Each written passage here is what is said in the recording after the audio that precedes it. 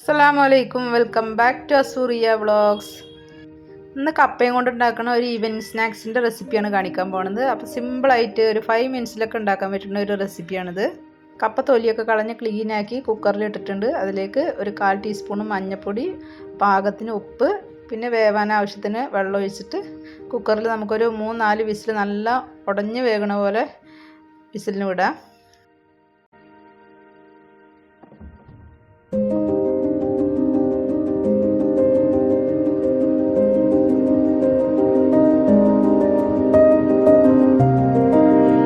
ഞാനൊരു 3 വിസിലൊക്കെ വന്ന് വിസിലൊക്കെ ഇറങ്ങിയതിന് ശേഷം ഓപ്പൺ ചെയ്യാണ്.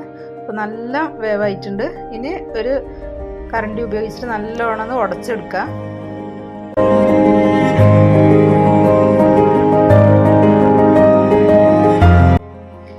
ഇനി ഇത് താളിക്കാൻ വേണ്ടിയിട്ട് ഒരു വലിയ ഉള്ളി, ഒരു 4-5 പച്ചമുളക്, 2 തുണ്ട് കറിവേപ്പില, എത്ര ആവശ്യമുള്ളൂ. അപ്പോൾ ഞാൻ ചട്ടി വെച്ചിട്ടുണ്ട്. അതിലേക്ക് ഓയിൽ ഒഴിക്കുക. ഓയിൽ ചൂടായി കഴിഞ്ഞാൽ അത് കുറച്ച് കടുക് ഇടുക. കടുക് പൊട്ടിയതും ഉള്ളി, പച്ചമുളക്, കറിവേപ്പില വടച്ച് ഒരു ബ്രൗൺ കളർ ആകുന്ന വരെ ഒന്ന് വഴറ്റിയെടുക്കുക.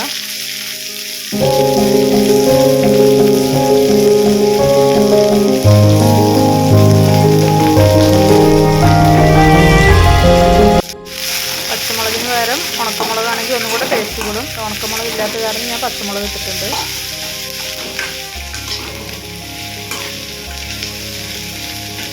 അപ്പോൾ കപ്പ നല്ലോണം ഉടച്ചിട്ട് ഈ പരുവായിട്ടുണ്ട്.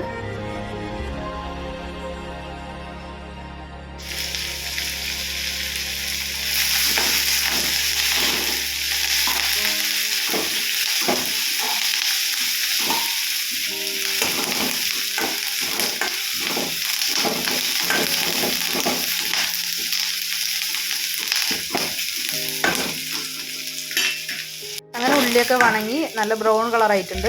ഇതിലേക്ക് നമ്മൾ ഉടച്ച് വെച്ച കപ്പ ആഡ് ചെയ്യുക. എന്നിട്ടൊരു ലൈറ്റ് ഫ്ലെയിമിൽ ഒരു 2-3 മിനിറ്റ് ഒന്ന് ഇളക്കി വിടുക. അപ്പോൾ നമ്മുടെ കപ്പ താളിച്ചത് റെഡിയായി.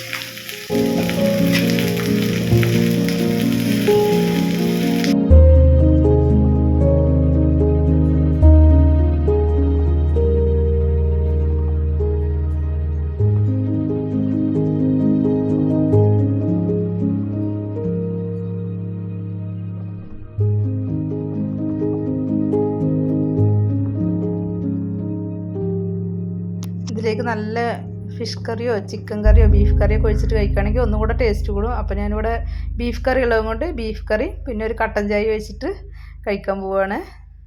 ഈ വീഡിയോ ഇഷ്ടപ്പെട്ട എല്ലാവരും ഒന്ന് ട്രൈ ചെയ്ത് നോക്കുക. ഇത് ലൈക്ക് ചെയ്യുക, ഷെയർ ചെയ്യുക. അപ്പോൾ നെക്സ്റ്റ് ഒരു വീഡിയോയിൽ കാണുന്നവരേക്കും ബൈ.